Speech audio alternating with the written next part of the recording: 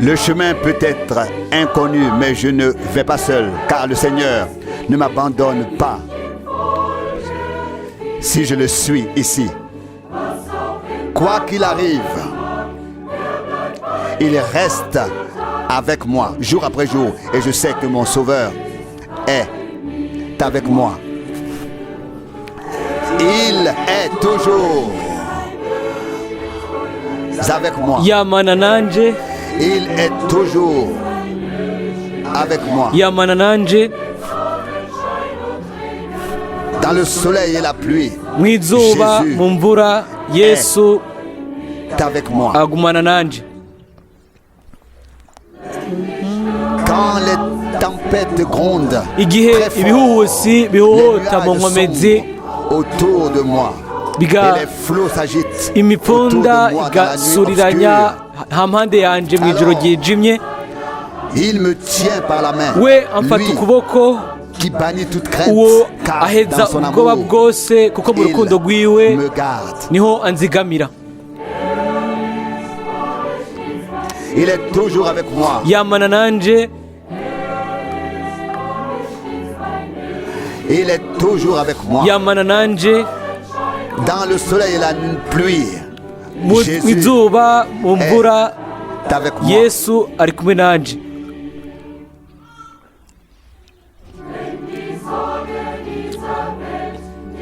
Quand les soucis de ce monde Igihe imyitwarire kuri by'isi inkikije nk'igipungu, igihe ubushobozi bwose bw'ukuzimu buba bukikije ubugingo bwanje, alors j'entends la aho voix du Seigneur. numva ijwi ry'umwami Rassure-toi, ngo shiramanga je ne suis pas loin. sindi kure, Vois combien je t'ai aimé. raba ingene nagukunze.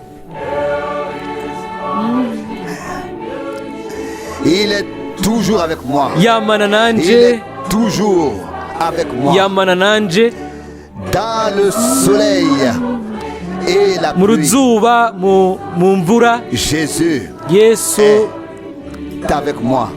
ari kumwe nanje. Il est toujours avec moi. Yamana nanje, Il est toujours avec moi. yamana Dans le nanje soleil mu ruzuba et la pluie, no mu mvura Jésus Yesu est avec moi. agumana nanje.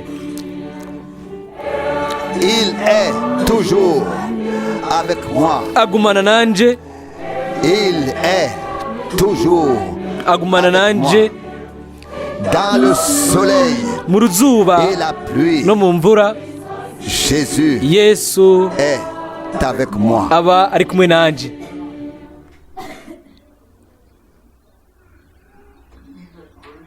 Chers frères, Bene data na bashiki banje bakundwa umwami, je voudrais vous saluer très nashaka kubaramutsa bivuye ku mutima cyane, et vous souhaiter de ndabipfuriza n'umutima wose umugisha w'Imana. Aujourd'hui nous allons encore Uyu munsi entendre turagiye kumviriza kandi ubutumwa bwa mwene Data Branham hamwe n'igikorwa cyo gukira kw'indwara. Je crois Ndizera yuko parle vraiment qu'à ceux ko mbwira gusa abo ont reconnu bamenye ce dont il s'agit maintenant, ibyo ibijyanye nabyo ubu qui ont reçu abantu baronse bakemera mu kwizera que frère Branham yuko mwene Data Branham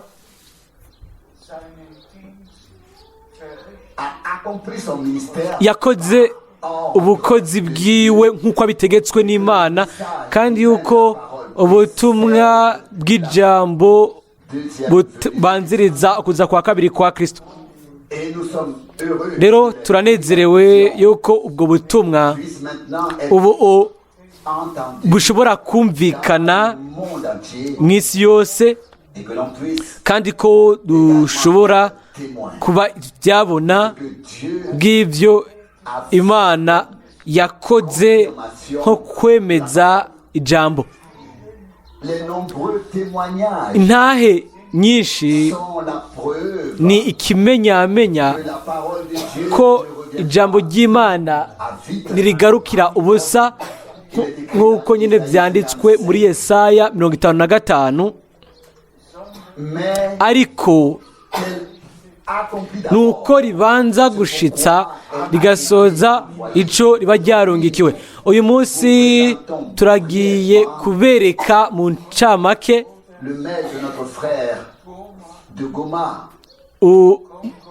mwene data w'Igoma muri Repubulika ya Kongo, mu ikete ryiwe avugamwo abantu indwi bagize gukira kw'indwara mu by'ubushobozi mu gihe baba bariko bumviriza ubwo butumwa bwo gukira indwara. Ijambo ry'Imana ntirigarukira ubusa, ariko rikora ico rirungikiwe, kandi turizera n'imitima yacu yose yuko umwami yarungitse mwene Data Branham, yazanye ubutumwa kandi twarabutwaye tubujana mu isi yose. Ubu rero bose barashobora kumviriza. Muhezagirwe, mwizere mu gihe muriko mwumviriza ijambo, kandi muryakire mu kwizera ku bwanyu, ku giti cyanyu nyine. Muhezagirwe n'umugisha w'Imana ishobora byose, mu izina ryera rya Yesu, amen. Ndabasabye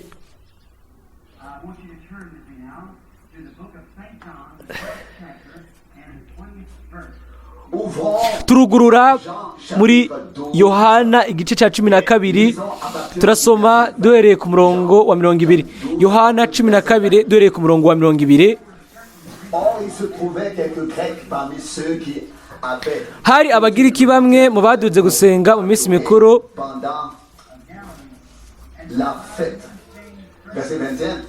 murongo 21, bashikira Filipo w'i Betsaida i Galilaya, baramwinginga bati, mugenzi, turagomba kuraba Yesu. Hanyuma mu Baheburayo 13:8, Yesu Kristo niwe uko yarari, niko ari, kandi niko ahora, ibihe bidashira. Nashaka gufata nk'umutwe w'ijambo ngo Yesu Kristo ni wa wundi ejo yahise, uyu munsi niwe bidashira. Kwa Mungu ku mugoroba nari hano mu ikoraniro iryo nari nagendereye, hanyuma twagize igikorwa cyo kugenderera bose uko bishoboka. Nari hose, nari nakiriwe mu Assemblée de Dieu, mu Baptiste, mbere ni nka yose hose bari bashize ijambo ngo Yesu Kristo ni wa wundi ejo, uyu munsi, ibihe byose. Ndizera umutima wanje wose, ndizera igitabo cyose yuko ari guhishurirwa kwa Yesu Kristo ubwiwe, kandi ni wa wundi ejo yahise, nk'uko yarari, kandi niko ahora, ibihe bidashira. Ubu rero ni muri ni imvugo inashaka gukoramwo umutwe wo kwiga, twakunze kubona Yesu. Ndiyumvira yuko umuntu wese ari hano araza kwemeranya no kuba yuko abagiriki bavuze ibyumviro byabo, babigaragariza bose, bumvise havugwa Yesu, ubwo rero bashaka kumubona. Ndizera yuko abantu bumva inkuru itangaje ya Yesu Kristo bagira icifuzo cyo kumubona. Murabona, nicyo cifuzo c'uwizera, ni kumubona. Twoba tukiri bato canke dukuze, uwo turi twese abo bose bumvise avugwa bashaka kubibona. Jewe ndashaka kubibamwo, kubibona nkamubona. Abagiriki baravuze, bari baje mu myizerere y'Abayuda, kuko bari baje mu minsi mikuru muri Pasika kugira ngo basengere Yerusalemu. Murabona, abagiriki bari abantu bize cyane bo muri ico gihe, bashoboye kurongorera isi mu bijyanye na bya siyanse n'ubumenyi bundi bwari ubwoko bukomeye. abashakashatsi babo banditse ibitabo byinshi cyane, ariko nubwo biri uko muri bo harimo ikintu icyo bashaka kubona. Mbega ni ikihe kimara iyo nyota ikomeye mu mutima w'umuntu? Umuntu arakora mu buryo bw'amakosa kuko aba ashaka kuzimya inyota iri muri we, yogira inyota y'Imana, ariko umuntu agashaka kuyihagisha ibintu by'isi, ntazigera ahazwa n'ibyo bintu igihe cyose Imana ubwayo itazoba irinjira ngo ihaze iyo nyota, icyo cyifuzo gikomeye kiri mu mutima w'umuntu. Murabona, nta kindi kintu gishobora kuzura iki kibanza gushikaho Imana ibikoze. Hanyuma abagiriki bari barumvise, nta nkeka boba barasomye isezerano rya kera, boba barumvise havugwa Mesiya ko azoza kandi n'ingene azoba ameze igihe azoba ari ngaho. Hanyuma bashaka kubona ibizogaragarira mu mubiri, ingene azobasa hamwe n'ibintu azokora. Murabona, hanyuma turabizi yuko igihe we ubwuzuro w'Ubumana byaragaragaye, barumvise rero havugwa Yesu, uwo yari afatwa yuko ari uwo Mesiya, uwo bari barindiriye guhera imyaka ibihumbi byinshi yuko yategerezwa gushika. Eheraba rero Imana irihishura. Imana yari yigize umuntu, iramanuka kugira ngo ipfe, kuko nta muntu n'umwe yari gushobora gupfa apfira uwundi. Twese twari abatsindwa n'urubanza, kandi ntitwashobora kubikorarira bamwe ku bandi. Byari bikwiye yuko haza uwubereye, kandi uwo akaba umukiza wacu, umukiza umuryango. Imana yategereza kwinjira mu guhuza ukuhura natwe. Uwari Yehova yaraje aza mu mwana wiwe, yambara umubiri kugira ngo Imana ishobore kugaragara, ibone uburyo bwo gupfa idupfira we nk'umuremyi kugira icungure ibyaremwe byiwe. Ibi birahambaye, biragoye nuko tubifata. Ibyo birarengera ibyumviro byacu. Urukundo nk'ubwo nibwo twahawe.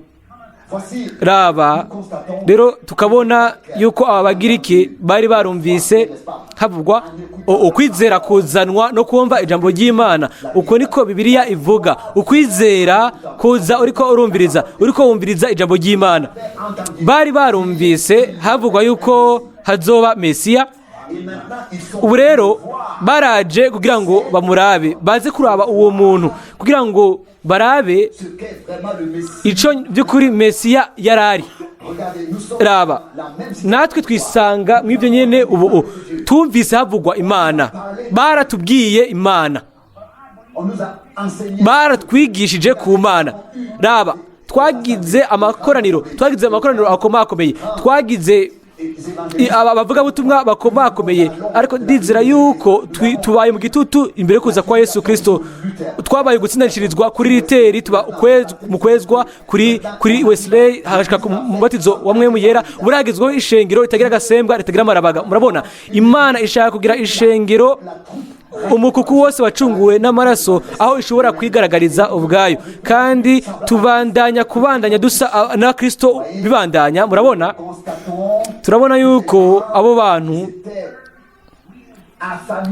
bari banyotewe ibintu by'imwemo, bari bashaka kubona Yesu. Mbega ninde?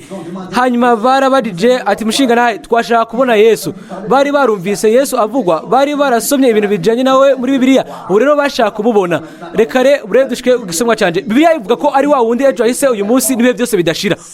Nimba aba bagabo barabugize icifuzo cyo kumubona, kandi Imana igakora ku buryo bw'uko abo bagabo bashobora guhazwa bagashobora kumubona, nimba rero akiri wa wundi uyu munsi, akiri wa wundi ko yaraje uyu munsi, ariko azohora, natwe tukagira ico cifuzo nyene muri twebwe. Mbega ntiyekwiye natwe kutwishurira?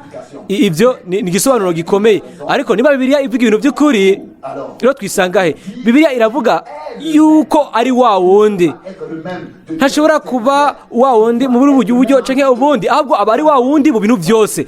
Murabona, ni wa wundi ko yarije uyu munsi kandi niko aguma ibihe bidashira. Abagiriki bashaka kumubona kubera yuko ukwizera kwari kwaje bariko bumviriza, ubu rero bashaka guhazwa nuko babona uwo Mesiya.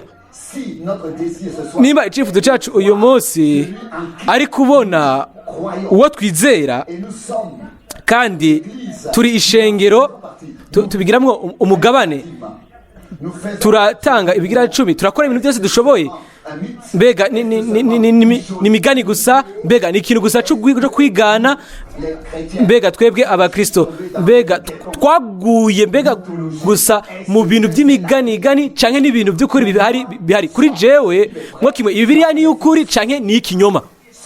Mwo kimwe ni y'ukuri yose canke si y'ukuri nta na gatonyi? Murabibona, nimba yaratanze isezerano, si kuri jewe na mwebwe bo kuba tugaragaza iryo sezerano, oya, ahubwo niwe abigaragaza, kuko numwizigirwa ku ijambo ryewe.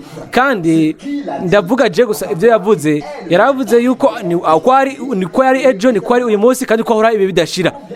Ni bangahe mbega batahura ibyo ari byo? Ni bangahe bashaka kumubona? Nimutarikiye ibiganza. Ni iby'ukuri, ni bose, n'abantu bose turi hano kandi dushaka kumubona. Ni wa wundi ko yarije uyu munsi kandi niko aguma ibihe bidashira. Rero reka turabe uko ameze. Mbega ni iby'ukuri, mbega ni iby'ukuri cyangwa si iby'ukuri? Hano byaravuzwe muri icyo gihe ngo kimwe Bibiliya ni nyakuri cyangwa si nyakuri. Murabona, Imana yemejwe ishigwamwo n'ijambo ryayo, kuko niyo yatanze isezerano. Imana yabivuze uko, rero biratunganye. Murabona, rero nivyo naho dushimikira. Ikintu nyamukuru ni ikintu muriko murarondera. Nimba mushaka kubona Imana, izoreka muyibone. Nimba mushaka kumva Imana, muzoshobora kuyumva nkuko yari ejo, niko iri uyu munsi, kandi ni ya yendi. Rero ibyo rero binyibutsa inkuru imwe narayibayemwo. Je nabaye Indiana, ariko navukiye i Kentucky hafi y'uruzi Ohio. Namaze igihe kirekire. Ni uruzi runini, rimwe rurafise uduce tuba twuzuyemwo amazi ibubamfu n'iburyo bw'urwo ruzi, kidengeri.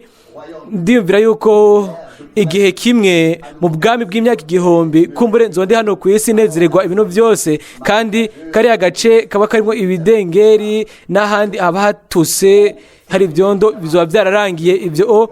Hariya rero namenye iyo umuntu yarashaje cyane, yari ameze neza cyane, yari imikoraniro ryacu. Inkuru ngomba mvuge iraba umuhungu akiri muto, yagiye mu ikoraniro ryiza, ari umupasiteri ameze neza, abantu bameze neza mu ikoraniro.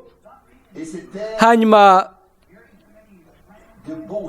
bwari ubutumwa bwiza cyane bwatangwa n'ibindi nk'ibyo. Ariko umunsi umwe ako gahungu kakiri gato kabwira mama wako ati, nimba Imana ari Imana ihambaye, mbega mama sinoyibona? Hanyuma nyina wiwe arakabwira ati, sishobora kubikubwira jewe, genda urabe uwo bigisha kwa Mungu, kumbure yo ibabwira. Hanyuma uwo mwana mutonyi umuhungu aragenda aravuga ati, umviriza, narumvise havugwa Imana ikomeye, ngo yasatuye ikiyaga, abisirayeli barajabuka, mbega noshobora kuyibona? Hari umuntu ashobora kuyibona? Hanyuma uwo nawe aramwishura ati, biragoye cyane kuri je kwishura, genda ubaze pasiteri. Hanyuma uwo mwana aragenda araba pasiteri, aramubwira ati, pasiteri, Imana irahambaye, wewe ahavugirwa ubutumwa ingene ihambaye. Hanyuma arabaza ati, mbega umuntu ashobora kuyibona? Hanyuma aravuga ati, oya, nta muntu umwe ashobora kubona Imana, bikwiye gusa ko wizera. Ariko uwo mwana w'umuhungu ibyo nibyo bimuhagije. Umunsi umwe yari ari kumwe n'umugenzi wanje akuze, akunda cyane ukuroba n'ibintu by'ubwato. Hanyuma uwo munsi bariko barubera hamwe, bafata amafi menshi cyane. Hanyuma hari agace agace imvura iriko iragwamwo, ahantu hari imituragaro, imirabyo n'ibintu nk'ibyo, nivyo biba. Igihuhusi kiraza kandi abo bantu baja ku ruhande n'ubwato bwabo bigenda kwinyegeza inyuma y'ibiti. Hanyuma araramura amaso abona umunywa w'amazi wariko uraseruka kure cyane hejuru mu kirere aho amaso yabagarukira. Hanyuma uwo murovyi akuze yari yashize ivyo barobesha bosozesha by'ubwato abisigaho. Yari umugabo ameze neza. Hanyuma murabizi ngene abo batama biba bimeze, ubwanwa bwiwe burebure bwari bumanutse ariko yirabira uwo munywa amazi. Hanyuma uwo mwana w'umuhungu araba uwo mutama, hanyuma ariyumvira ati hariko habiki kubera ko imbega ariko ararira.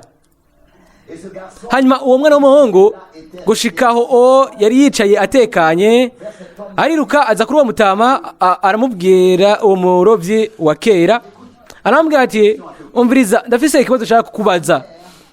Mama wanje n'uwunyigisha kwa Mungu mu y'abana hamwe na pasiteri wanje ntibashoboye kuvyishura, jewe sinigeze mpazwa n'icifuzo mfise. Rero aramubaza ati Mungu wanje bimeze gute? Aramubwira ati mbega umuntu yobona Imana? Hanyuma uwo mutama byari bimurengeye, ico kibazo cari kimurengeye. Rero aho yari yamaze gusubira mu bwato, yashize ibisozesho byiwe ariko ararira. Hanyuma arongera ko aravuga ati Mungu wanje Imana iguhezagire, jewe ibintu byose nabonye mu y'imyaka myinshi nta kindi kiretse Imana gusa. Urabona, ico nico kibazo. Ikintu nyamukuru n'uburyo mwe murabamwo. Naba kandi itegerezwa kuba muri mwebwe nimba mushaka kuyibona. Murabona, murashobora kubyumva mukayumva mukayibona n'ibindi. Uwo mutama yarafise Imana bihagije muri we ku buryo bw'uko yayibona ahantu hose. Ni nako bikwiye kumera hamwe natwe, kuri twebwe. Ubu rero reka tugaruke kuri Yesu Kristo, uko yarari ejo munsi niko azohora ibihe bidashira. Mbega tubimenya gute? Murabona, ndabaza umumetodiste ati mbega murizera ivyo? Bakavuga ngo ego ni amen. Ababatiste ngo murizera ivyo? Uti amen. Abamwebwe ba Assemblée de Dieu mwe mukavuga amen, nivyo. Rero ndanezerwa yuko mubikora uko, nanje ibyo ndabyizera uko.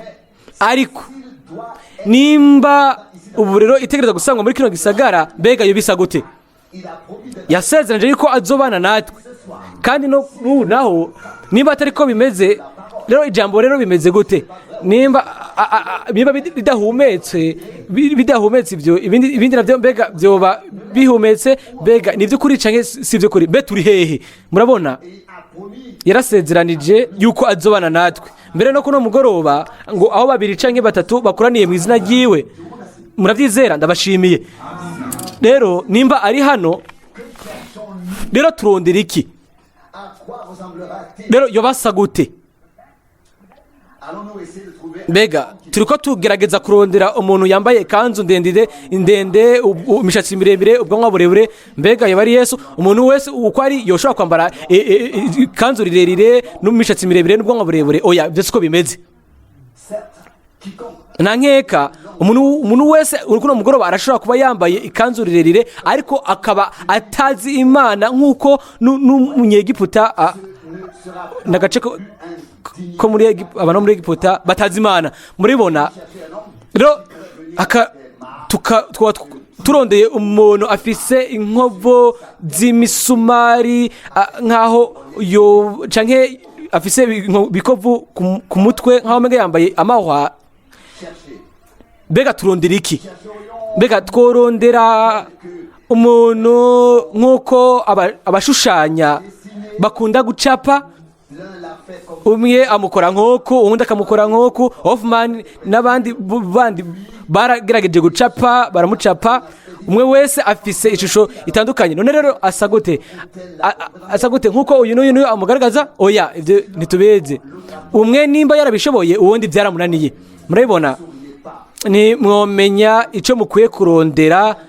Mbega yo kwiyerekana gute? Murabona, nk'uko yigaragaje ku ntango biciye ku ijambo ry'iwe kandi biciye ku byo yakora. Yaravuze uko akavuga ngo nimba nakora ibikorwa bya data ntimunyizere, ariko nimba ndabikora nimwizere ibikorwa byanje kuko nibyo binshingira intahe. Murabona, yigaragaje uko kandi ibyo byaramwerekanye. Ni mu bwo buryo nyine ashobora kwigaragazamwo uyu munsi. Murabona, uyu munsi uravuga ngo ishengero ryacu riramugaragaza. Abatisite biyumvira uko tubikora uko, abapantekoti ngo nitwe tubikora uko, hanyuma umuntu wese akiyumvira ku ikoraniro ry'iwabo.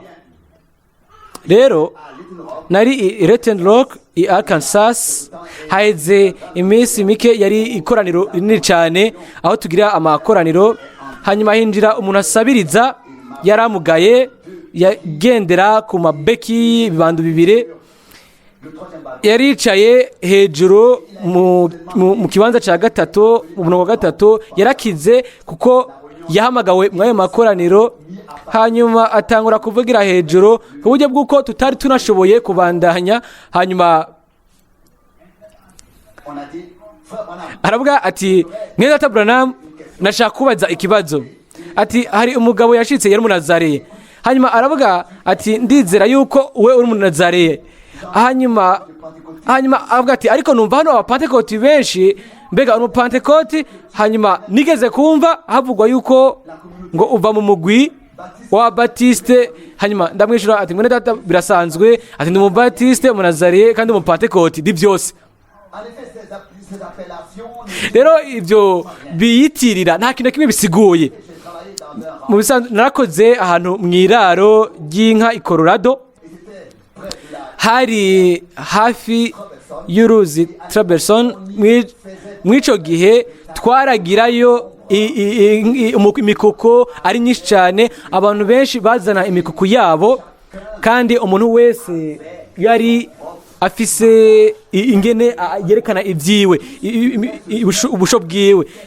Ariko byose byategerezwa gupimwa ibintu bijyanye n'amaraso, kuko ibikoko gusa byo mu mugwi utunganye nibyo byemerwa gusa, bifite amaraso atunganye. Murabona, ibyo nibyo nyamukuru. Murabona, si ibintu twiyitirira inyuma uko, ariko nimba ibijyanye n'amaraso, nimba mu by'ukuri twaragize umwimenyerezo w'amaraso agashigwa kuri twebwe, icyo nicyo kintu nyamukuru kirabwa. Aho rero twashobora kwemerwa. Ubu rero niba dushobora kuraba ingene we yigaragaje ejo, turashobora kuraba n'ingene yigaragaza uyu munsi, kuko aho niho tumenyera yuko akiri wa wundi nk'uko yari ari ejo, igihe abakora ibikorwa by'Imana uyu munsi. Ntazoza afise inyigisho idasanzwe canke ibintu bisa nk'uko, kuko turabona yuko mbere n'imvugo yiwe yari imvugo iciritse cyane. Abantu basanzwe bamwumviriza bikunze. Yari umuntu ibimugaragaza ni nuko ibyanditswe bisezeranya biba bishitse bikaba iby'ukuri. Kandi icyo cyabaye mu kiriya gihe. Ntiyari yambaye impuzu zidasanzwe, ntiyari afise n'umugwe uwo yuba yari yegukiye canke amakete amwemerera kwemerwa canke ayamugaragaza nk'umuvugabutumwa. We yari afise ibikorwa by'Imana gusa, by'Imana byashobora kumugaragaza bikamwerekana, nibyo gusa. Kandi rero yashobora kuvuga ngo ninde yonyemeza icaha ni ukutizera. Murabona, nimba ntakoze neza ibyo ntegereza gukora, bingaragarize, binyereke. Murabona, ibintu byose byari bigaragazwa. Ubu rero mbega ni gute rero we yigaragaje hagati mu bantu kiriya gihe kera? Mbega mu shusho idasanzwe y'inyigisho n'ikindi? Oya, cyari ikimenyamenya kiva mu byanditswe yuko yari umwana w'Imana. Yaravuze ngo murondere mu byanditswe byera kuko nivyo binshingira intahe. We byamushingira intahe. Hanyuma icyo yarari nicyo cyagaragajwe nk'uko nyine bigaragazwa mu byanditswe. Nako bigenda uyu munsi. Aho niho tumenyera kandi tukamenya nimba twoba tuvuze iby'ukuri cyangwa ibitari byo. Ubu reka tujye kure, twasomye mu butumwa bwiza bwa Yohana. Ubu reka turabe by'ukuri nimba ari muzima kandi cyangwa yarapfuye. Murabona, navuze ubutumwa bwiza mu bihugu byinshi munsi y'ijoro, nazungurutse inshuro 7, nabaye imbere y'abapfumu n'imbere y'abantu benshi cyane, abisilamu, abajinzi n'abandi. Abo bose barafise abatanguje iyo misengere, kandi ababitanguje bose barapfuye, imva zabo ziraho. Ariko mu gikristo biratandukanye, dufise imva yuguruye, imva igaragara. Murabona, we agaragaza ko ari muzima, ntiyazutse gusa, ahubwo abigaragaza uko, kandi nibyo. Aho niho rero umukristo ashobora kuruhukira. Turabizi yuko izindi mva zose zirozuye, kandi turabizi ko Yesu Kristo ntari mu mva, yarazutse, ni muzima. Ni uko yari ejo, niko ari uyu munsi, kandi niko aguma ibihe bidashira. Rero turashobora gusoma ibintu byinshi mu bindi bice mu butumwa bwiza bwa Yohana, tukabona ko guhera ku ntango y'ivugabutumwa y'amavanjiri turabona ingene yavutse. Gaburiyeli yavuze ukuvuka kwiwe, nk'emu yera aza kuri Mariya, hanyuma nk'uko nyine Mariya yaje kuri we igihe nawe yabatizwa muri Yorodani, abatijwe na Yohana, nawe mwemu yaje kuri we, hanyuma amara iminsi 40 arageragezwa, agaruka mu bushobozi bwa mwemu. Ni biciye mu bushobozi bwa mwemu yera niho yagarutse, agaruka mu bukozi, hanyuma ategeka abigishwa biwe ko badavuga ubutumwa, ahubwo ko barindira ubushobozi bwa mwemu yera bukaza kuri bo, bukabashikira. Yarababwiye ngo genda murindire Yerusalemu gushikaho muzokwambikirwa ubushobozi buva mu ijuru. Murabona, si jewe, ni Imana, ni Kristo, niwe ategerezwa kugaragazwa. Aho rero abantu bazomwizera. Murabona, ibintu byose yabonye imbere y'igihe, yamenye imbere y'igihe azobahamagara. Murabona, ubu rero turabona byabaye kiriya gihe. Hari bimwe ngiye kuvuga ko turabizi yuko hari inkomoko 3 hano ku isi. Twese tuva kuri Shamu hamwe na Yafeti, umuyuda, umusamariya, umunyamahanga. Turashobora kubona yuko ni Petero yabizaniye abayuda, nk'emu yera amanuka Yerusalemu ku munsi wa Pentecote, hanyuma aja mu nyuma kure mu basamariya, hanyuma mu nyuma aja kwa Korneliyo umunyamahanga. Turabona ko abo bose kuri batatu, iyo mice itatu, bose bumvise ivyo babibamwo mu buryo bumwe. Izo nkomoko 3 mu ico gihe, twebwe twari abanyamahanga b'Anglo-Saxon, twakorera ibigirwamana, ntitwarondera Mesiya. Abayuda bo baramurondera, n'abasamariya nabo bari igice c'abayuda, igice c'abanyamahanga. Ariko murabe ko yaraje akaza kuba mwiteze n'abamurindiriye kugira ngo yimenyekanishe. Birashoboka yuko yigaragaza, hanyuma akagenda, bamwe bakamubona, abandi ntibamubona. Aza gusa kuri abo bamurindiriye. Murabona, yaraje aza ku bayuda. Mbega yigaragaje gute?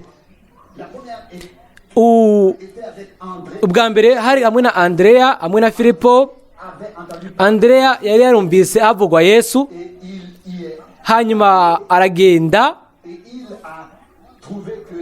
asanga ibikorwa bihambaye biriko birakogwa. Yaranezerewe yuko we yabonye Mesiya. Hanyuma aragenda arondera mwene wabo Simoni, uwo mu nyuma yaje kwitwa Petero. Raba, Andrea na Petero bari bavuye mu muryango umeze neza. Se wabo yari umuntu yubaha Imana, yari uwizera. Ubu rero batangura kuvuga,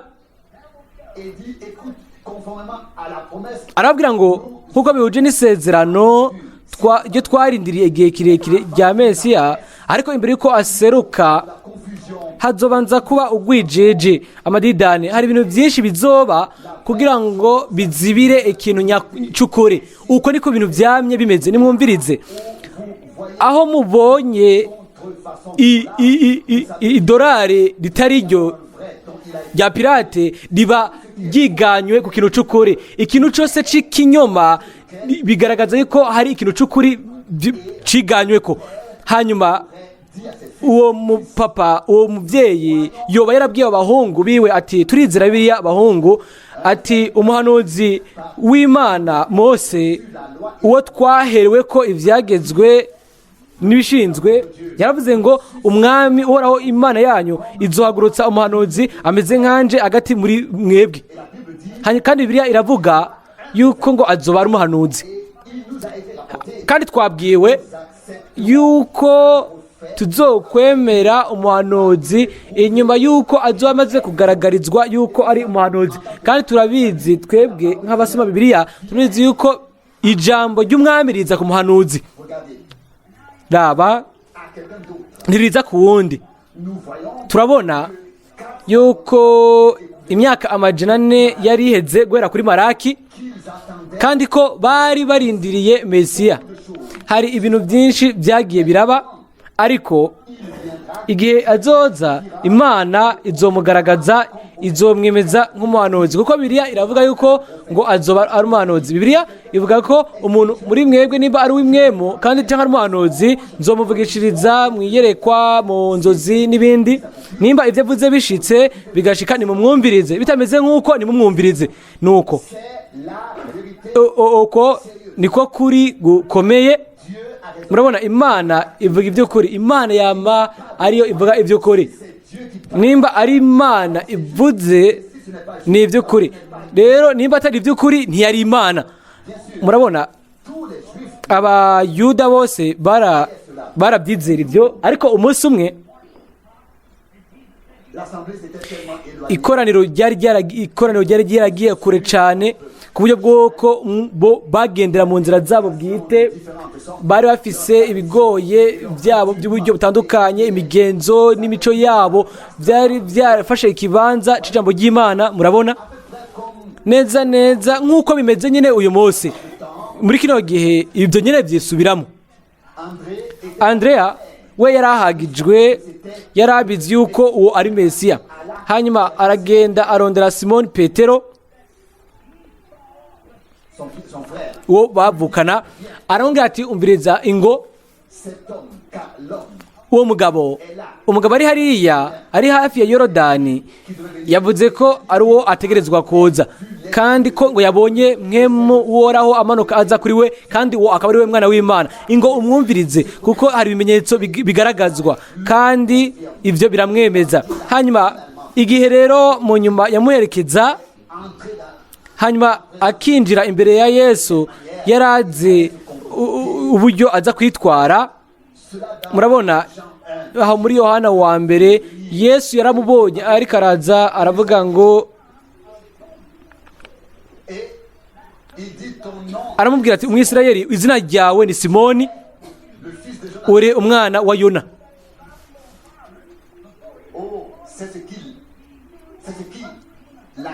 Ibyo niko byakoretse. Mbega ni gute yari gushobora kumenya yuko ari Simoni, kandi se wiwe ko yubaha Imana akaba yaramubwirije ibyo bintu byose ko yitwa Yonasi?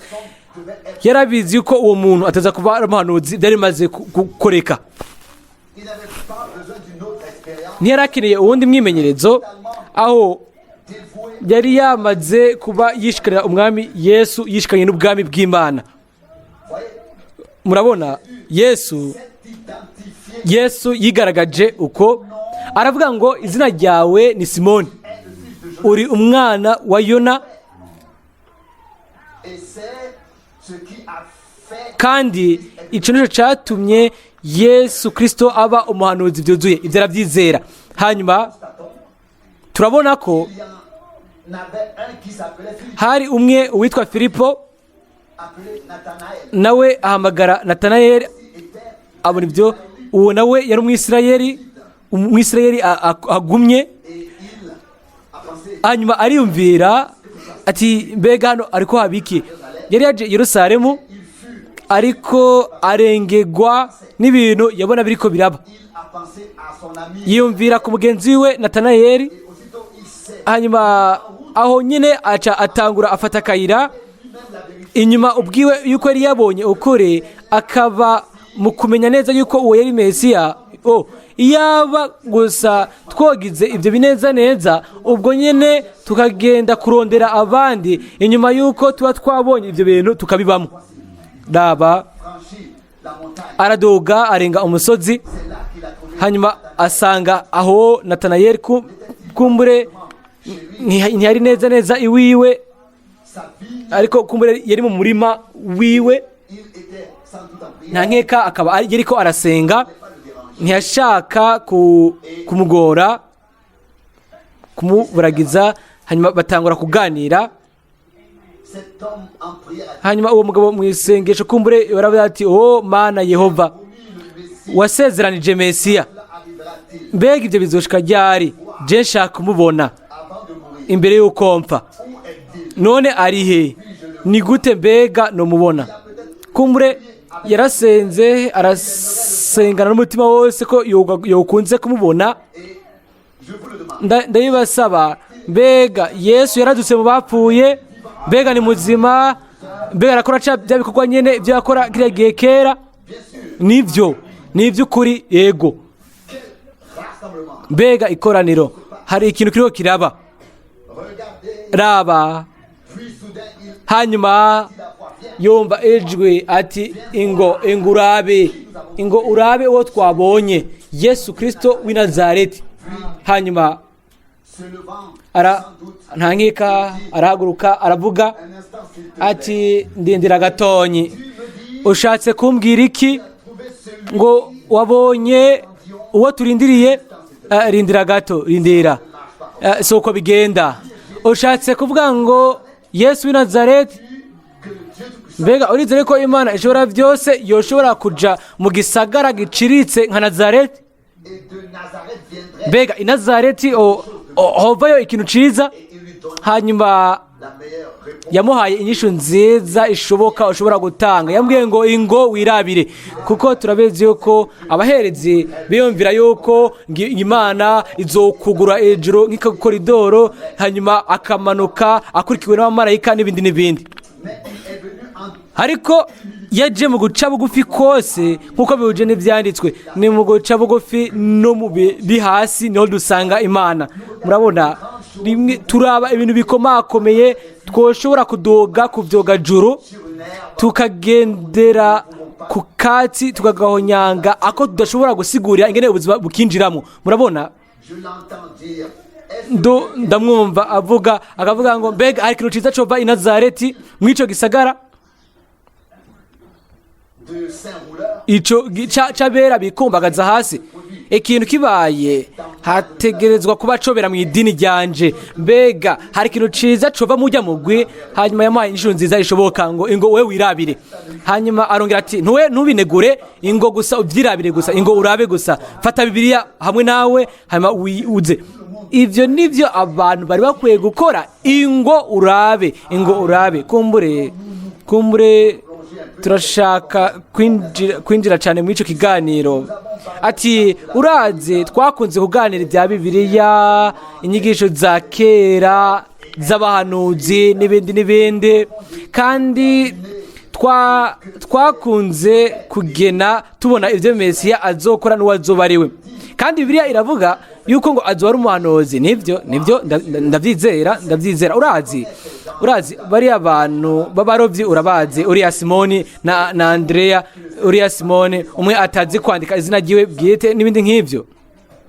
Ati urazi, ati Andrea yamuzaniye uwo mugabo, hama aramubwira ngo izina ryawe ni Simoni, ati uri umwana wa Yona. Jewe sinotangazwa n'ingene aza kukubwira nawe ingene witwa. Nubwo ati hagarika, nta nkeka, ntibishoboka, ntanzi. Urazi ati nk'uko Natanayeli uko yinjiye imbere ya Yesu Kristo, mbega habaye iki? Yaragiye hariya hanyuma aho yarari umwami aramubwira ngo ehe umwisirayeli utagiramwo ubugunge aho pine yavuye mu ipepo aravuga ngo arasemera ati ntunzi mba nko ku birometero 24 inyuma y'umusozi mbega unzi gute ni rya mbere nje hano hanyuma umbwiye ngo ndi umwisirayeli uyu munsi baravuga ngo kiriya gihe kira ngo wamenyera ngo mu mpuzu bari bambaye oya mu burasirazuba bambara uburyo bumwe ngo uri umwisirayeli nta bugunge buba muri wewe aramubwira ati mwigisha wamenye ryari aramubwira ati ejo igihe wari munsi y'umuzabibu uri kurasenga Yesu Kristo ejo ko yari ejo ni kwari kandi ko kuba bidashira mbega byagenze gute kumbure abaherezi bari ngaho hanyuma bagasemberera bakavuga ati arasemera uwo aravuga ngo mwigisha uri umwami w'Abisirayeli uri umwana w'Imana urabona izina ryiwe ryanditswe mu gitabo cy'umuhazi w'intama uwo yizereye aho nyene abandi nabo baravuze ngo uwo mugabo no mupfumu ni Beelzebul urabona yategerezwa guha inyishu iryo shengero baravuga bo bategereza guha inyishu ishengero baravuga ngo uwo mugabo ni Beelzebul Yesu arababwira ngo ivyo nimwabibwira umwana w'umuntu ati murabibabarirwa ariko umunsi umwe nk'emu yera azoza nimwavuga mugwanya ivyo nyene mukavuga ijambo rimwe mumugwanya ico rikizoharirwa haba mwinosi canke mu gihe kizoza ntibizobabarirwa nuko rero nigo runganwe ubwo tubayemwo ubu habaye urunganwe rwa mbere mw'ico gihe ubu rero turarufise mu buryo bushasha kira gihe kera abayuda nyakuri bari abizereje imitima yabo yose kandi baramumenye nako bimeze uyu munsi abakristo by'ukuri kiriya gihe kera yategeza guca i Samariya ndibaza impamvu ntiyaciye mu banyamahanga ariko yaciye i Samariya gihe cacu nticari bwashike ariko ubu rero nico gihe cacu ubu rero turamuraba kugira ngo aze ku nshuro ya kabiri mubone ko yategereza guca i Samariya agaca mu misozi yarungitse abigishwa biwe abanuka mu gisagara kugira ngo bagende kurondera ibifungurwa hanyuma hari umugore yasohotse yaba narifise umwanya nosigasize iyo nkuru yose hanyuma uwo mugore nk'uyo ntiyaronderera amazi mu wundi mwanya kuko abarondera amazi mu gatondo ka kare bari umugwi w'abagore bameze kumwe hanyuma saa sita naho hari uwundi mugwi w'abagore baza murazi icyo nshaka kuvuga wari umugwi w'abagore bafise imico mibi bazwi nabi tuvuge ko bari abagore b'abashukanyi hanyuma uwo yagiye kurondera amazi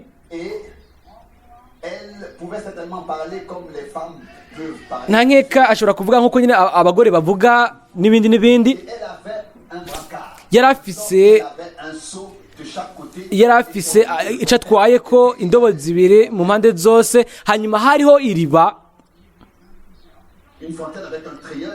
iriba ku buryo bw'uko washobora kujya kuronderamwo amazi mu iryo riba rusangi hanyuma we yari ku iryo riba hanyuma uwo mugore araza aje kuvoma amazi mu gihe yari ko amanurayo indobo kugira ngo avome ahejeje kumanura hanyuma yumva umugabo amubwiye ngo mpa amazi yo kunywa murabizi nimba dushobora kwihweza ibintu nk'uko nta bufatanye bari bafitaniye kandi ni iby'ukuri yuko hari umuyoboro washobora kuba uva mu iyo si muri icyo kinogo bikarinda abantu ko bogwayo hanyuma umugore yarishyuye ati nta kintu na kimwe duhuriye ko nawe hanyuma kumbure yoba yaregamiye iyo twiyo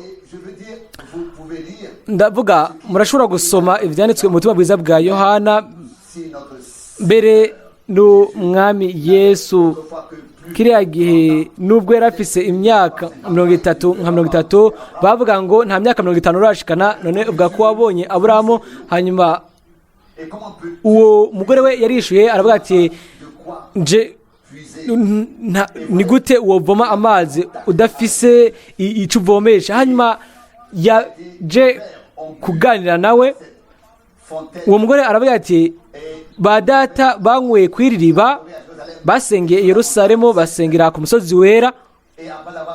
Inyuma y'uko umwami yari amaze kubona ibibazo yari afise, murabizi ibibazo yari afise, yaramubwiye ati genda urondere umugabo wawe. Aramubwira ati nta mugabo mfise. Mwibuke uko niko yimenyekanishije abasamariya. Murabona ibyo yabwiye umusamariyakazi, aramubwira ati genda urondere umugabo wawe hanyuma uze hano. Aramubwira ati nta mugabo mfise. Arishura ati wavuze ukuri, uvuze ko atamugabo ufise kuko wagize batanu. Ubu rero uwo mubana ubu nawe si umugabo wawe, wavuze ukuri. Raba, hanyuma uwo mugore w'umusamariya mbega yitwaye gute? Yarazi byinshi ku Mana gusumba abavuga butumwa bose bo bico gihe. Murabona abaherezi baragara ngaho bakavuga ngo ni Beelzebul.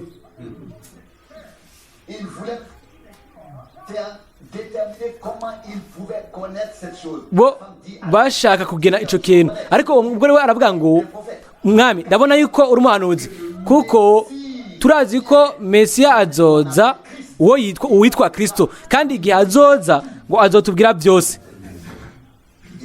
Arishura ati ni jewe muvugana. Aho byari bimaze gukoreka, yarazi uwo ari we, yiruka mu gisagara, abwira aba mu gisagara, arabwira ati nimuze murabe umugabo yambwiye ibintu byose, be wose Mesiya. Murabona nta muntu nk'uwo dufise, nguwo Mesiya nyakuri. Uko niko yigaragaje mu Bayoda kandi no mu Bisamariya. Ryari iherezo ry'igihe cyabo, mw'ico gihe cyabo. Ubu rero ishengero ryagize imyaka 2000 byo kwigishwa nkuko byari bimeze kiriya gihe kera.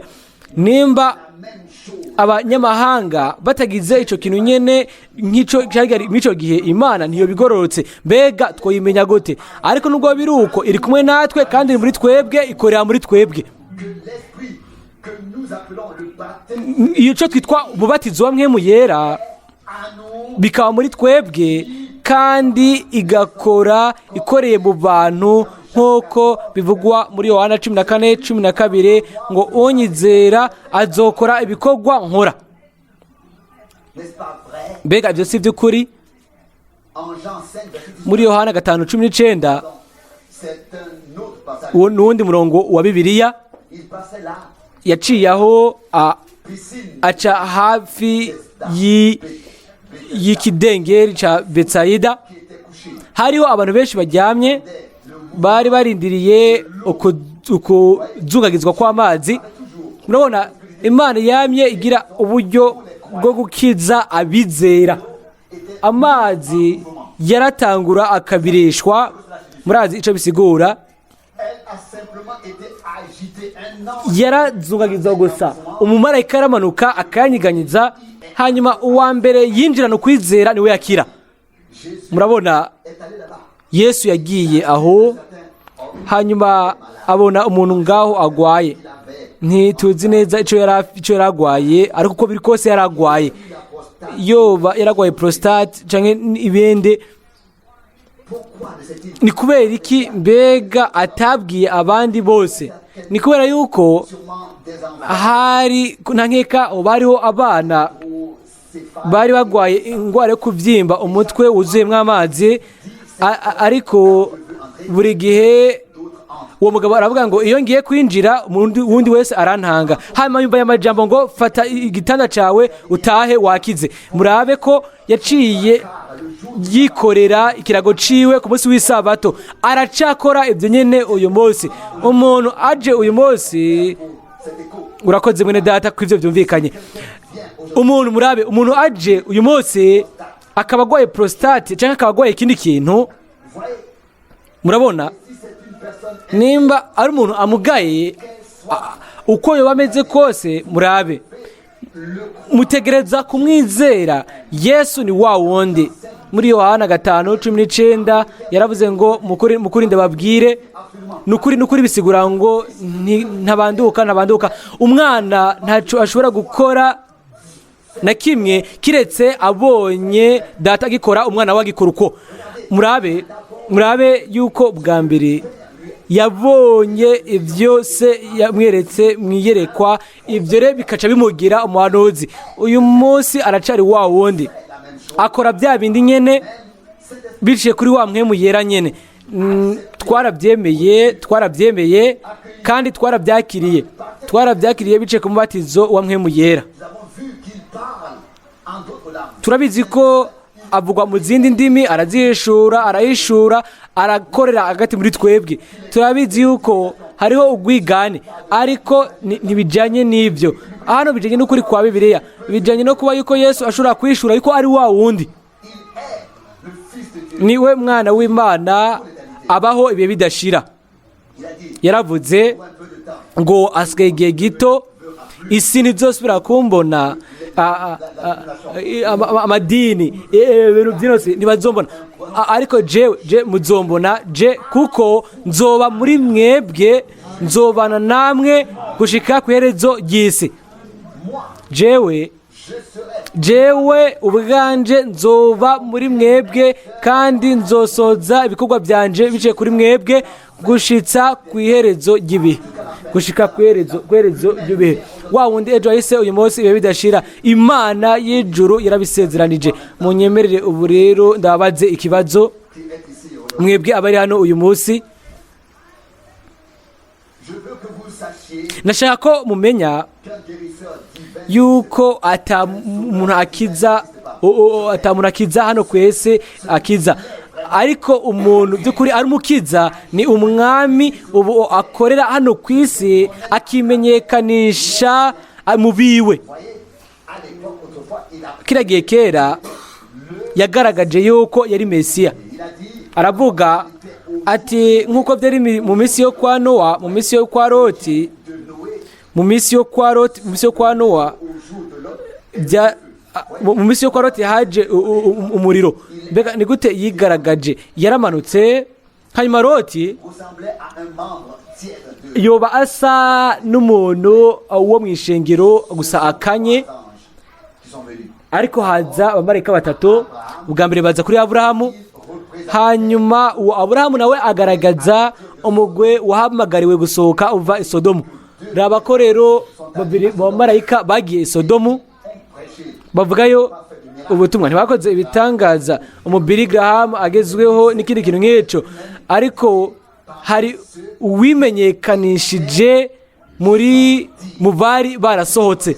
Ariko murabe mumenye ko imbere y'uko haba uko kurandurwa, umwe muri bajya batatu yagumanye na Aburahamu. Mugabe neza, murabe Aburahamu yari ko akwiza imyaka 100, Sara afite imyaka 90. Murabona ko bo bari bagumanye n'isezerano. Eraba we aza mu bamwizera, aza mu bifatanya n'isezerano. Mubone ko abagumanye na Aburahamu yarabimenyekanishije ko yarafise yateye umugongo ihema.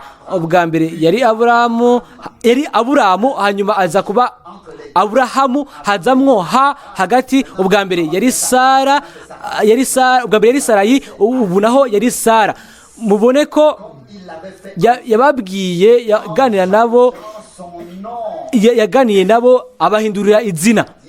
Aravuga ngo ari mu ihema inyuma yewe, inyuma yawe, inyuma y'ihema. Murabona harimo isezerano ngo Aburahamu nzokugenderera nk'uko bihuje n'isezerano.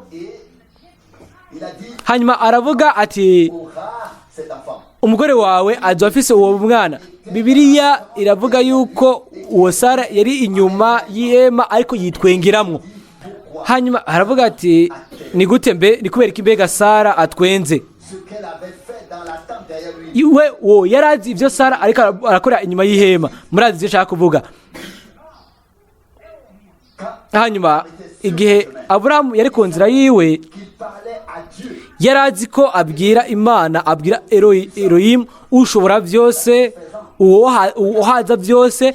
murabona yesu yaravuze Il en fut au jour de ngo nk'uko byari bimeze mu minsi yo kwa Loti niko bizogenda no mu minsi y'umwana w'umuntu. baravuga ngo mwene Data Branham, wowe ntiwizera yuko ari imana? Bibiliya ivuga ko yari imana kandi yari imana. Icyo imana ikora mu minsi ya nyuma imbere y'uko isi irandurwa birabigaragaza. Yigaragaza hano mu mubiri mu bwoko bwayo. Ni muzima, niko yarari ejo, niko ari kandi niko ahora bidashira. la question n'est pas de savoir Ikibazo si cyo kumenya nimba abakiza cyangwa atabakiza. Mwamaze guhabwa inyishu. Nimba mwizera yuko ari muzima kugira ngo yemeze ijambo ryewe, ndizera yuko ari muzima. Mbega namwe murabyizera? Rero ma foi est déjà ijwi ryanje ririteguye, ndiyumvira yuko igihe kiraheze. je suis déjà en retard de 45 minutes. Namaze gucererwa iminota 45. Reka ubu rero twunamike imitwe yacu. Je voudrais vous poser la question. Nashaka kubabaza ikibazo. Question scripturelle. Ni ikibazo cyo mu byanditswe, Le sujet kiraba uyu mutwe. se fera-t-il connaître? Nous aimerions voir Mbega yo kwimenyekanisha, twogakunze kubona Yesu uko yari ari ejo, niko ari kandi niko aguma ibihe bidashira. nous aimerions le voir. Twogakunze kumubona. Ingo hagati muri twebwe kuno mugoroba, kora bya bindi nyene ibyo wakoze igihe wagendagenda i Galilaya. Mbega muraza kumwizera niyakora ibyo nyene? Notre Père céleste, Data wa twese uri mu ijuru, c'est un si beau groupe de ni umugwi mwiza cyane w'abantu plein d'amour. buzuye urukundo. Byumvikana neza, turanezerwa cyane twebwe nk'abavugabutumwa byumvikana hano, Que nous puissions entendre dushobore le grondement du vent puissant. kumva igihuta cy'umuyaga ukomeye hano i Tucson, tube mu ikanguro.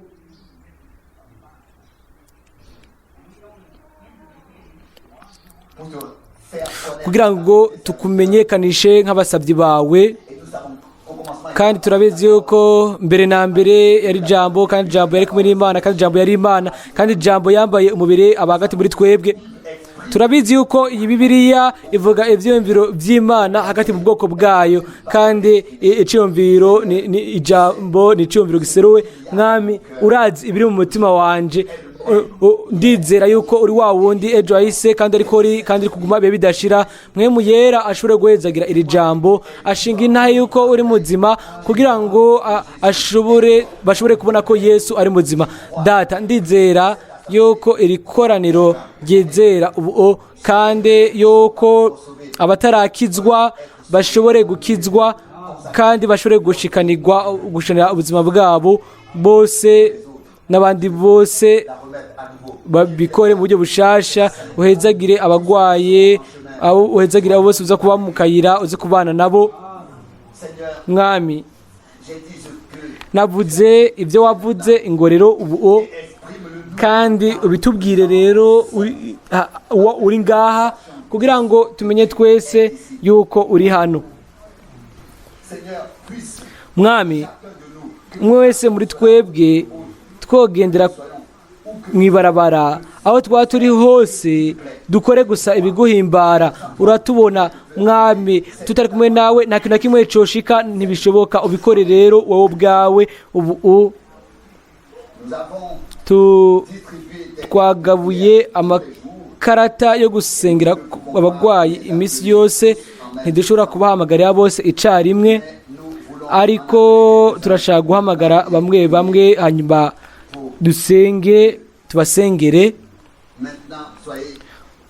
Ubu rero mutekane, mubazirikana, mube muriko murasenga. Mwebwe abari mu murongo wo gusengerwamwo, kandi muzi yuko ntabaze mutarike ikiganza. Murabona yuko umwe wese muri mwebwe ntawe nze, namwe ntimunzi. Rero ntibanzi, nanjye sindabazi.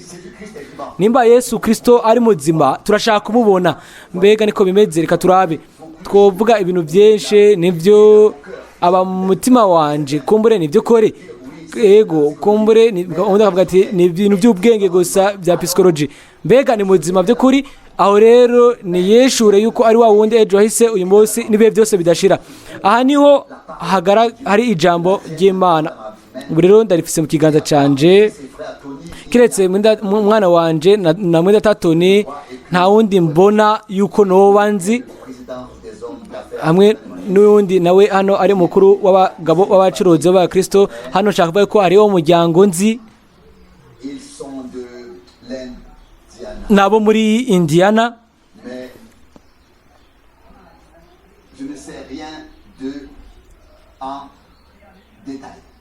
ariko ntaco nzi mwidonido mbere uriya mugore wundi wewe nta n'uwo namenye mpagaze hano hariho abavuga butumwa bankikije hariho n'abantu b'Abakristo navuze ubutumwa yuko Bibiliya ari ukuri kandi ko Yesu Kristo atanga ikimenyetso ciwe c'ubuhanuzi kandi Bibiliya iravuga yuko akiri kuko yarari ejo ariko ari kandi ko kuma ibihe bidashira aravuga ngo ibikorwa nkora namwe muzobikora mbega nivyo kuri nimba ari byo kuri aho rero buri munyabyaha wese yategerezwa kuza hano ku gicaniro agashikanira ubuzima bwiwe Yesu kandi bose bari bakwiye kwemera gukira kw'indwara kwabo neza aho nyine more pasiteri wanyu n'abandi bakozi bari hano bicaye hano jewe sindi umuvugabutumwa kugira mvuge hano hariho abavugabutumwa hano hariho abigisha jewe sindi umuvugabutumwa sinize simfise ibikomeye bingira ukomeye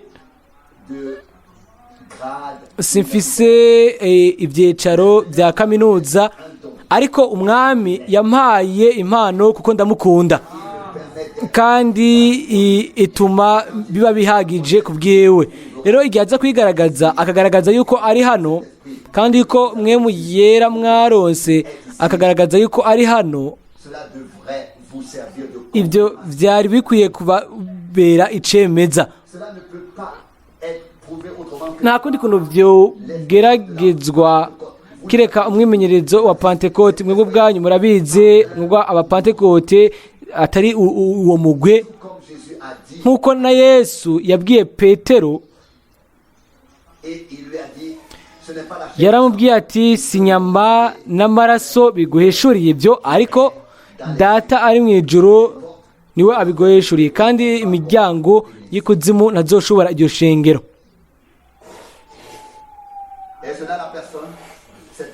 bega uyu mugore nimba Yesu Kristo agaragaje ko ari muzima ninde aza kwemera ukukira kwiwe neza aho yicaye kumbure mwovuga ati mwene Data Branham narumvise havugwa ati ibyo si bishasha kuri jewe ariko nimba wavuze ukore Imana iza kuba nyuma y'ibi bintu byose iza kuba ihatiwe kubyemeza ubu rero nibishure ibagaragaze yuko ari by'ukuri umugore hano sinebwa mubone aheza akanya gato nabonye atari ikiganza avuga ko atanzi nanjye sindamunzi sinigeze mpura nawe mbere ya kino gihe turi abatazinanye raba rero umugabo n'umugore bahuye ijya mbere nk'uko Yesu yahuye n'uriya mugore mu butumwa bwiza bwa Yohana ni ishusho neza ya Bibiliya uko niko isuye kugaragazwa mu buryo bushasha yaramubwiye aramubwira ati amazi yo kunywa hanyuma igihe data yamwishurira ikibazo uwo yari afise arabimubwira hanyuma atahura yuko uwo arengeye kuba ari umugore arengeye kuba ari umuntu asanzwe mugore nanje nta kintu ndakuzi ko nta nagitonye ariko ndazi gusa yuko mwe muworaho ari hano wowe uruwezera wowe nturi umuntu aza gusa agatangiriza hanyuma akazanwa ngaha gusa kumbure uco buri cyo cyose ntabyo nzi ariko ntihagira ikiba hanyuma akambwira ibibazo wowe ufise, nimba urwaye, nimba ufise ibibazo byo mu rugo, nimba abimeshuriye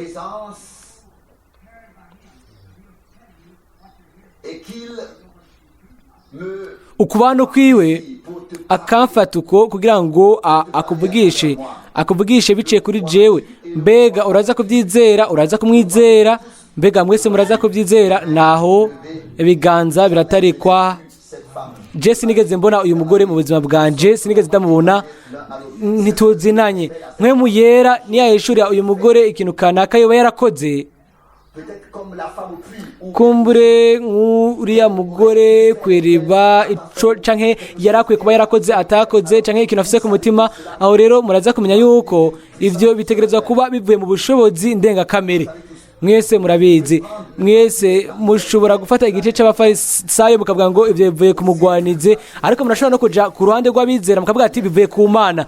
Mureke mwe muyera avuge. Mwebwe abafise mikrofone mwitonde cyane. Sinzi ingene ndiko ndasemerera, simenya neza ingene ndiko ndadoza ijwi. Murabona aho mpagaze, mwo kimwe mpagaze ku ijambo ryiwe, kandi mvuga yuko ari ry'ukuri, kandi Imana iraryemeza, canke naho ntituzi aho turi. Naramubonye, byarashitse imbere y'amamiliyoni menshi i Bombay mu Buhinde.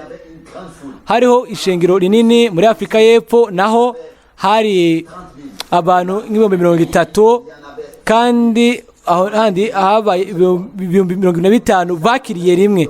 Bari basenga ibigirwamana ubwa mbere. Ubu rero murabe ko mu nyuma Imana yarabishuriye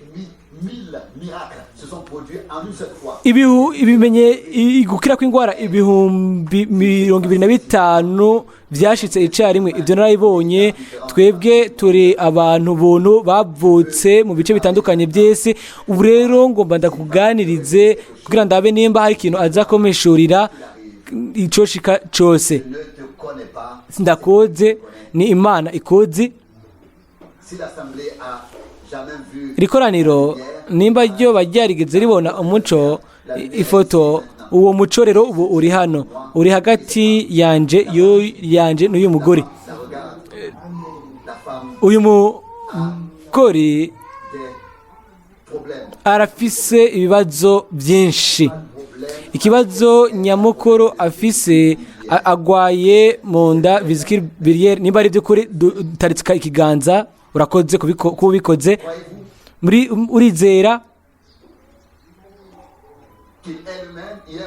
Urizera ko uko yari ejo ariko ari kandi ko ariko agumaho. Mwene data, urabyizera? Wiyumviriye yuko ko ari umuntu yuko ari byo wifondeye, ari byo oya gatonyi. Yesu yamenye ibyumviro byiwe. Je sindakuzi wewe, ashobora kumbwira uwo uri we. Aho rero ibibazo byose bigira inyishu. Madamu Horman, urashobora gutaha iwawe, Yesu Kristo aragukijije. Uburembe murizera. Urashobora kuvuga ngo ni gute mbega uvuga izina ry'uwo mugore? Mbega umwami ntiyavuze izina rya Simoni n'ibindi? Uko yari ejo ni kwari kandi ko guma bidashira. Mbega murizera ivyo? Mbega mushinga nahe bimeze gute? Uyu mugabo sinigeze mpura nawe mu buzima. Turi abatazinanye, kugira ngo abantu bamenye yuko ariko bimeze. Tarika ikiganza. Sinigeze mbona uyu mugabo. Asa nkaho menga afise amagara meza. Sindaboze. Imana izi byose kuri we. Nimba agwaye nkamashobora kumukiza, sinoba ndi umuntu mubi. Ndamukije. Yesu rokora ibyo Kristo yamaze gukora. Uyu yamaze gukira. Iyo ba Yesu yaragaze hano yambaye irikoti ryanje, ntiyoshobora gukiza. Yo kubwira ngo namaze kubikora, igihe napfa ndagupfira. Yarakobetitse, yarajanjaguwe, warakize. Twese twarakize, tukizikira mu bishagu yewe. Ndabona uwo mugabo n'umugore, sinigeze ndamubona, sinigeze mpura nawe. Ubu rero mushinga ntahe, nimba mwemu yera ahambaye murabe hari ikintu cyamaze gushika uyu muco uri kuri uwo mugabo gatonyi inyuma birashitse nibyo hari ikintu kibaye kikabyura ukwiyumva kudasanzwe muri wewe nibyo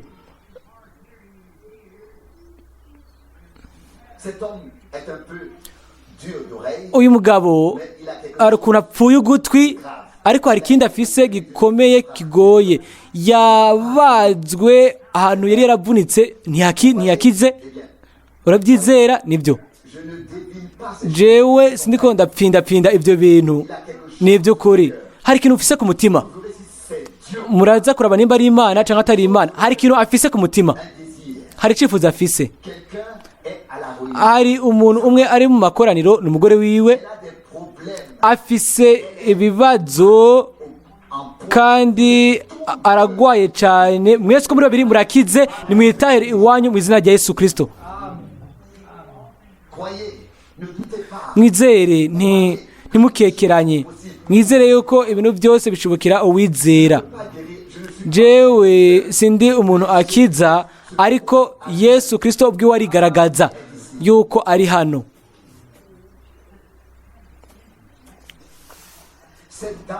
uyu mugore ari hano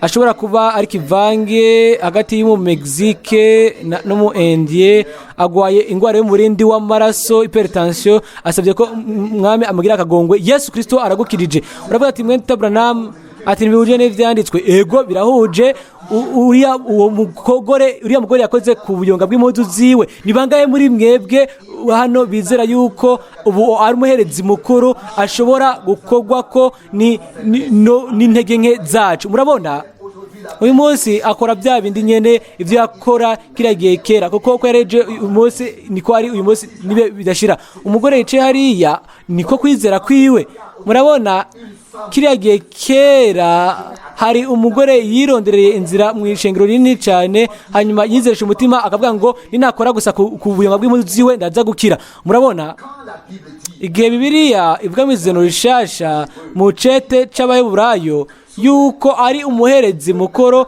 ubu ashobora gukorwa ko n'ivyiyumvo canke intege nke zacu akora neza nk'uko yakoze kiriya gihe kera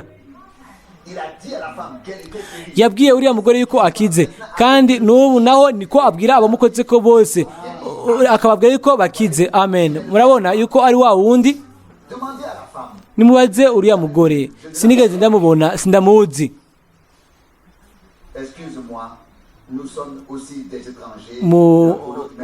nawe ntituzinanye ariko Yesu Kristo aratuzi twese mbega urizera yuko ashobora guheshura ibyo wakoze n'ibyo usaba jewe ndi mwene so gusa muri Kristo sindakoze mbega urizera ko ari Yesu Kristo nibyo uri umukristo uranyizera mbega n'ikoraniro yaza kwizera n'imitima yabo yose mbega muraza kwizera yuko isaha tubayemwo yuko ibi bitegerezwa gushika yuko ikimenyetso ca nyuma Isirayeli yaronse kiriya gihe kera ni murabe ubu rero ni nako bimeze ikimenyetso ca nyuma imbere yuko umuriro ukoroka twagize ibimenyetso n'ibitangaza twagizwe ukwezwa twagize umubatizo wamwe mu yera twagizwe ukira kw'ingwara n'ibindi byose ariko ikimenyetso ca nyuma nk'uko kiriya gihe vyagenze imbere yuko Sodomu iturigwa nuko Imana yishuye mu mubiri kandi igahishura ivyumviro biri mu mutima w'umuntu Yesu Kristo yaravuze yuko ariko bizomera igihe azogaruka urabona noshoboye gutera mugongo uyu mugore niba mwimbere ko ndiko ndasoma ivyumviro vyiwe mbega jeno bikora gute sinomye ngene babikora ibyo murabona si jewe ahubwo n'umwami abikora igihe Yesu amishuriye impamvu uyu ari hano impamvu uri hano mbega uraza gutarika ikiganza nimba ntakoze ndabona yuko urahagaritse umutima cyane urushavuye kandi ibyo birashika nyuma ya saa sita cyane igihe uba wumva urushe igihe uba wumva urushe ukaba wumva urarushe cyane kandi uragwaye na arthrite cyane mu biganza mwene data mu mushiki wacu avuze ati ego aravuze ati igihe ushatse guhaguruka mu gatondo ku buriri bwawe birakugora cyane.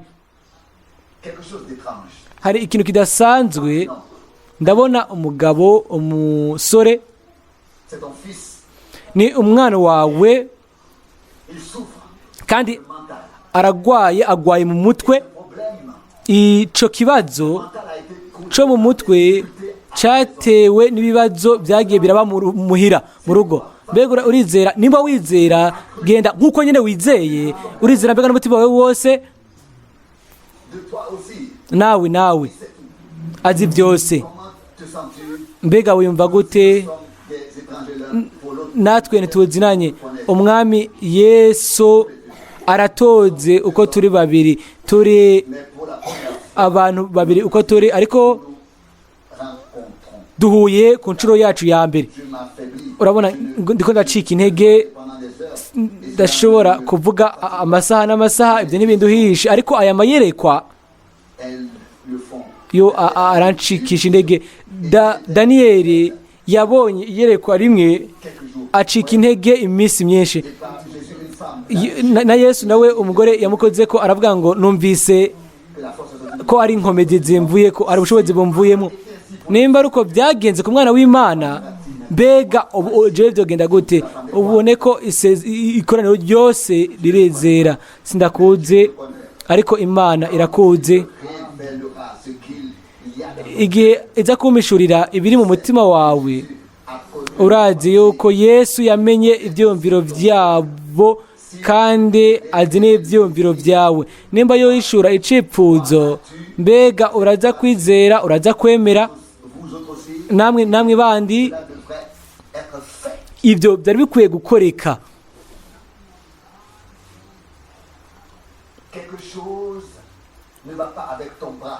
Hari ikintu kitameze neza hamwe n'ukuboko kwawe, kuko umutima wawe utera biri hasi cyane, uragwaye. Mbega uriza ko ndi umuhanuzi wiwe, ndi umukozi wiwe. Nibyo, urakoze.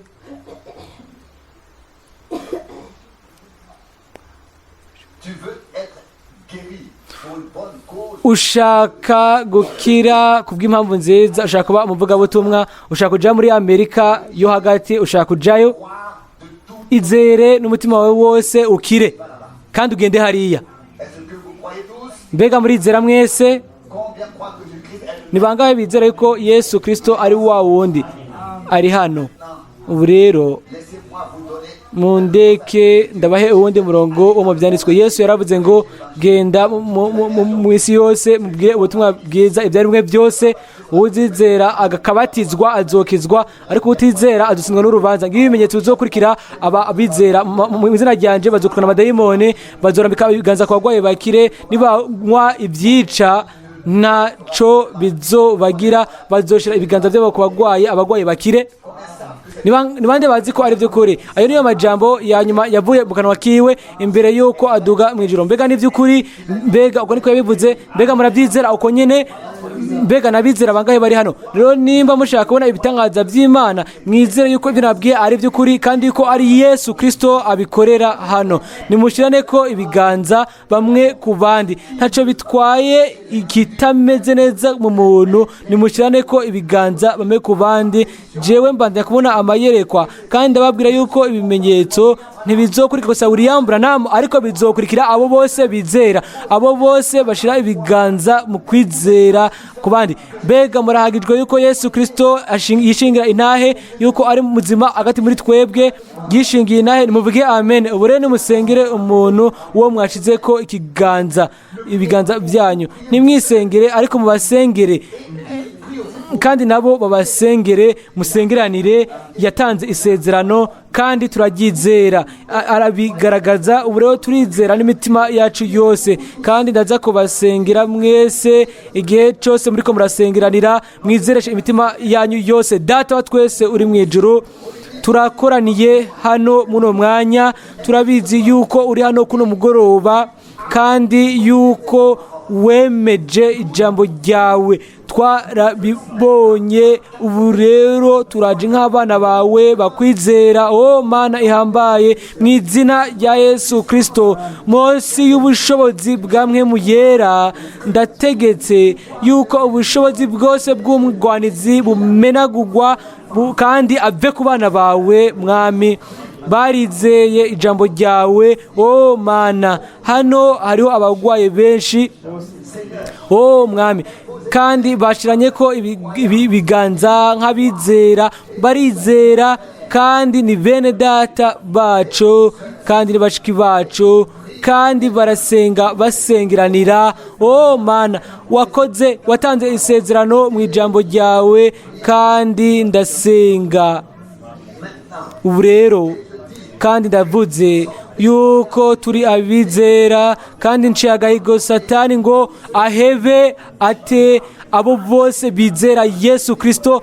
abavemwo kuko Yesu Kristo ashingira yuko ari wa wundi ejo yahise uyu munsi niwe bidashira satani barekure mu izina rya Yesu Kristo ibyo bikoreke ku bw'icoro c'Imana kuko twizera yuko Yesu Kristo yazutse kandi yuko ubushobozi bwiwe bwo kuzuka buriko burakora hagati muri twebwe kuko ari hagati muri twebwe kandi akora ibyo byose ku bw'icoro c'Imana mwebwe mwese abari hano kandi mwizera yuko Yesu Kristo yagumije ijambo ryiwe yuko ari hano kandi yuko yagumije isezerano ryiwe muri rino nyubakwa nk'uko yari wa wundi Yesu Kristo kandi turizera yuko ijambo ryiwe ari ukuri ni we mwana w'Imana yarabishuriye kandi yamenyekanishije hano ibitameze neza hamwe n'abantu ibyo bari bakeneye ibyo byemejwe nk'aho arebye kure ubu rero nimuhaguruke mutarike ibiganza muhimbaze Imana mu izina ry'Umwami muramaze gukira mwamaze kubohoka amen.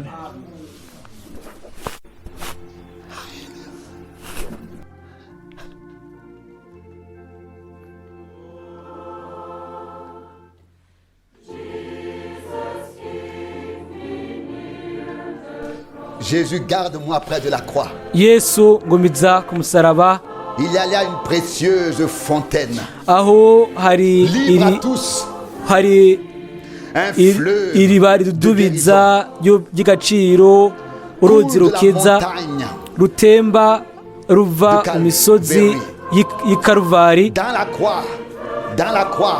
Mu musaraba ku musaraba sera toujours ma gloire. Niho nzohora nishimira gushitsa aho ubugingo bwanje bubabaye bunera uburokiro hakurya y'uruzi.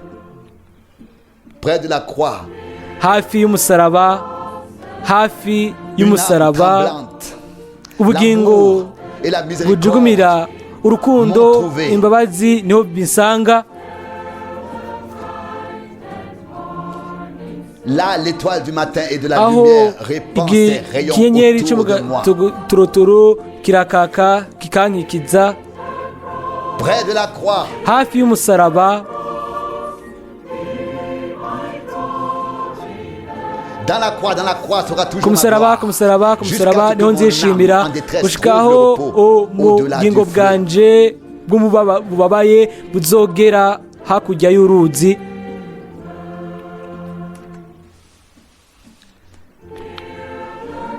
Près de la croix, ô agneau de Dieu. Hafi y'umusaraba o mwagazi w'Imana. Apporte ces scènes devant moi. Aide-moi à marcher de jour en nzanira jour ibyo imbere y'amaso yanje kugira ngo buri munsi ngendere mu gitoto cawo.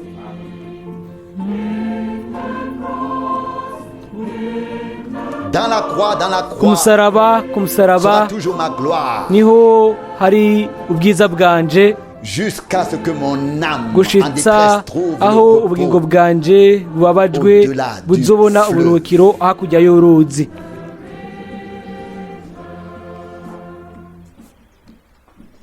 près de la croix. Hafi y'umusaraba j'observerai et j'attendrai, espérant, nzoraba confiant, nizigiye toujours, niteze nuzuye icyizere iminsi yose jusqu'à ce que j'atteigne la plage gushitsaho dorée, nzoshikira juste au-delà du fleuve. hakurya ku nkombe isa neza hakurya y'uruzi mu musaraba ku musaraba Sera toujours ma gloire, niho ubwiza bwanje buhora jusqu'à ce que mon âme en gushika aho détresse ubugingo bwanje bubabaye trouve le repos au-delà buzobona du fleuve. uburuhukiro hakurya y'uruzi Dans la croix, ku musaraba dans la croix ku musaraba sera toujours ma gloire, niho hari jusqu'à ubwiza ce que bwanje mon âme en gushitsa détresse aho ubugingo bwanje trouve le bubabaye repos au-delà du buzobona fleuve. uburuhukiro hakurya y'uruzi